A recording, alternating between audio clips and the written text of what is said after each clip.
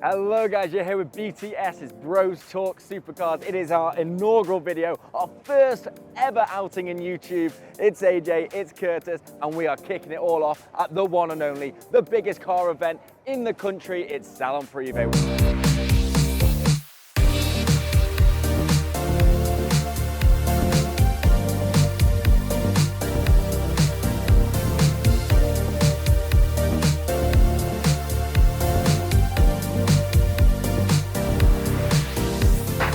On the lawns here of the Royal Hospital Chelsea, better known as Chelsea Pensioners. Sorry, I lost focus there. I was looking at Tom Hartley's Ferrari's coming through. You've got Porsche Carrera GT right behind me. This was not planned, by the way, but you have got every single manufacturer here from Rolls-Royce, Lamborghini, Ferrari. Just hold it, yeah, look at this Porsche Carrera GT behind. Oh my gosh. Literally the cars here, anything over £100,000, yes. Well, it's here, and that is talking cheap in the prices that we're talking about here. We've got cars on sale for £4.5 million. Some of the cars here are My Mercedes 300 SL Gullwing is £8.9 million. And there's some amazing debuts from the 296 GTB to the ProDrive Hunter, which I know you love. Charge car debut here, which you can get that the first time. There are so many UK debuts, it is actually unbelievable. So guys, we're gonna take you on a wild adventure. Let's hit it. Well, look at that Ferrari Enzo. Oh, it's beautiful.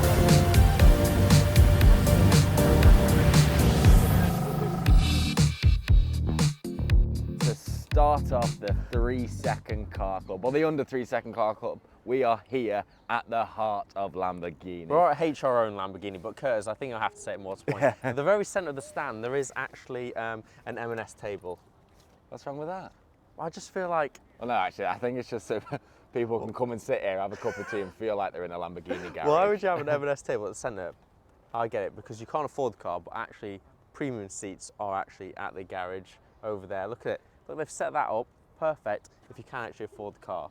Which hopefully soon we will be able to, but right now we can't, because if you're looking around us, we've got STOs, we've got the Urus, and we have got, what is it, AJ? The one and only, the Lamborghini Aventador Ultimae. No, you've missed out half the... What? You missed out half the name. The Lamborghini Aventador 780-4 Ultimae. Okay, come on now, let's have a look at it. I think the most important thing for me with this car, it's all about the little details, and it has to be. This is actually, if you look over here on the right-hand side, 001 of 350. There are only 600 units of these cars being made, 350 coupes and 250 roadsters, which, oh, it's amazing, but really sad, Curtis. I think I have to be brought to this point is, it's the end. If you're a young kid right now, thinking, no, I'm gonna be a millionaire, I'm gonna buy a V12 car, I want loud. Well, sorry, they're all sold, all gone, literally, that is it. And the thing is, it's the last Aventador with a V12 that's ever going to be built. I'm absolutely gutted because it's a 6.5 litre V12 pushing out 780 brake horsepower and 720 Newton meters of torque. It's an absolute monster. I could only wish to get a little drive in this because, as you can see, it's a beauty. And you know what I like about this, actually? The matte paintwork. I don't know the exact name of this paintwork, but the matte grey, how it is, just stands out completely different than every other Lamborghini around this part. Yeah, locked. Nobody to be seen from Lamborghini here. But, Curtis, I think the small facts, like what did you say, 25 kilograms lighter than the... So this is, yeah, 25 kilograms lighter than the Aventador S, which makes a massive difference on the track, knocking off a couple of seconds, that will. We've got to look at the interior. It has got the Y panels in there. And as you can see, it's got the Ultimae on the stitching on the inside here. If somebody was here at Lamborghini, we'd get in, but they're not. But this is absolutely amazing. The starting price for one of these, AJ, which is a eye-watering, staggering $340,000. No, what I could find online was 500,000. That was dollars, but they're already sold. So if you want to get your hand in the second-hand market, which we know is extremely expensive right now, is, well, you just can't get your hands on them. End of. 600 made, and they're all sold out. Yeah, good luck.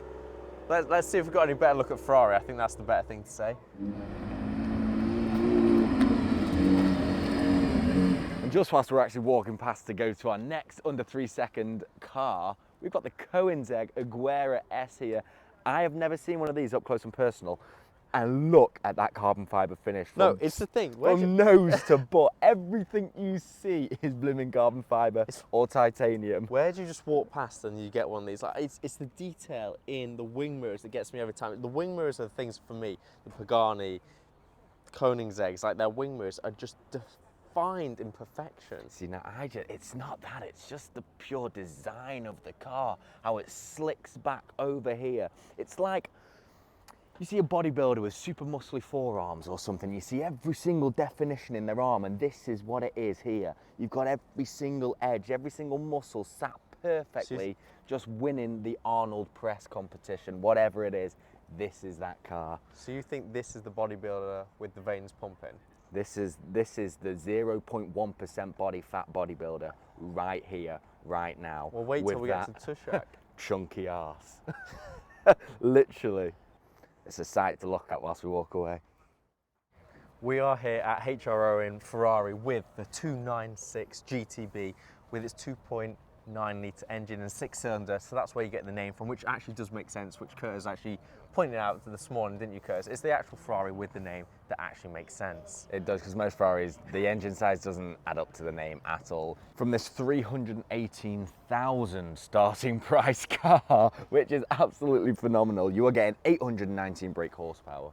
And from the electric motor itself, you can actually drive for 15 miles alone with 165 brake horsepower. So from the facts that you've got, I can get out of the garage in silent mode, get a coffee, get back, and not upset any eco-protesters that are blocking the road. They've tried to make it a daily driver's car for up to 15 miles, literally. For me, it's more about the aero on this car. Like, Ferrari, I absolutely love. I do love it. But when it comes down to detail, look at this. Look at that piece there.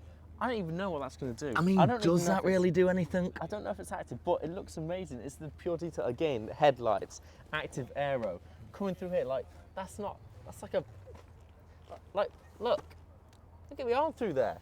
Like, that is actually amazing, and thankfully it's clean. But then coming around to the sides again, like, for me, obviously you've got these massive shoulders taking in so much. See, now, air. talk. No, look at this. Look at this little one here. Like, it's like hidden details. It's about being subtle. And then at the back here, even more subtle. Like, you don't need a massive rear wing to go crazy. But from here to here, you have got active aero. This part here pops up and out. I think come on. To be fair, what you are saying, how it's subtle and so smooth, I think that is one of the lovely elements about this car, is the fact of how smooth everything glides into each other. It isn't edgy, sharp and hard. It looks smooth, but I guarantee it drives edgy, sharp and hard. No, I've got one thing to say about it. And this is quite bad, actually. People are probably going to hate me for this. Sorry, Ferrari fans. If you look at this car from the side, I see a Chevrolet Corvette. Okay, let's just talk a bit quiet, because he's just unlocked the car for us. I know, but if you look at it from the side, the windscreen shape and the shape of the big shoulders. If you could speak in a foreign language, just be pointed at it. No, the one thing that I do find a bit weird is actually the exhaust at the rear. I kind of feel like it just needs a bigger two pipes, rather than having this one.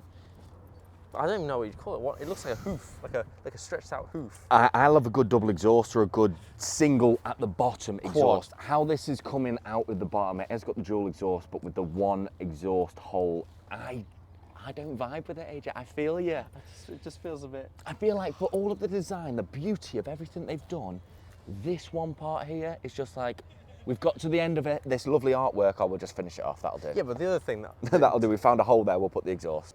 This is the first Ferrari plug-in hybrid rear-wheel drive with that architecture, which I think is a massive, because it sets a precedent. It states what Ferrari is starting from and where they are going to go. So I think it's really exciting, to be honest, because when it comes to it, using electric engines to boost it, to get more power, I love it, and it's great. And the economy. It's the way forward. Like, Ferrari is moving to the future. But when you look at the engine bay here in this glass, I don't want to see any electric wires. I just want to see pure power engine. But I can see the electric wires, and like that one little sticker there, I'm like, oh, come on. I've just paid like 400 grand for this thing. Yeah. And I'm now looking at a sticker, and I'm like, oh no. it's the small details for me, Curtis. So actually the electric motor's in between it, and it's one of the smallest electric motors out there, and it literally is an inch thick, which sits in between the engine. And they've actually got the engine different than in any other Ferrari here. Normally they'd have the cover, which you'll actually be able to see if we manage to lift this up, right at the back, pushed down.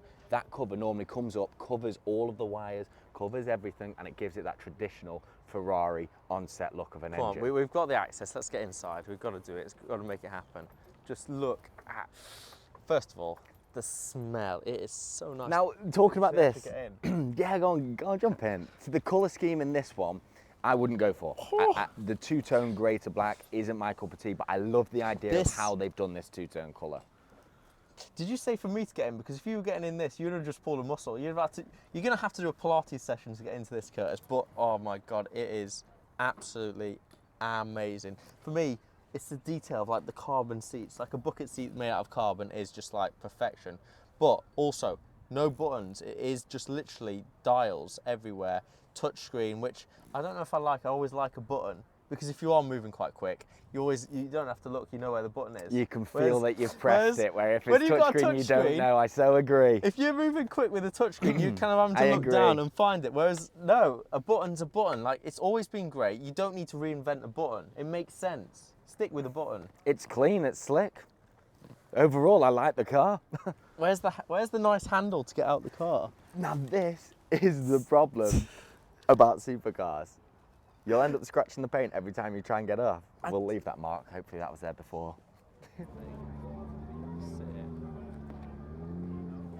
We are here with the mid-engine supercar that is the Maserati MC20. One thing that I do love about this car is that this car actually has the first time it's got a carbon fibre monocoque. So when you come around here and you look at the doors, like the actual attention to detail is immaculate. That forged carbon throughout, which makes you feel comfortable. And actually, whilst you're just talking about that carbon fibre, you see on the exterior here the carbon fibre pack which goes down the side. This has the exterior carbon fibre pack on, and it's a £36,000 extra.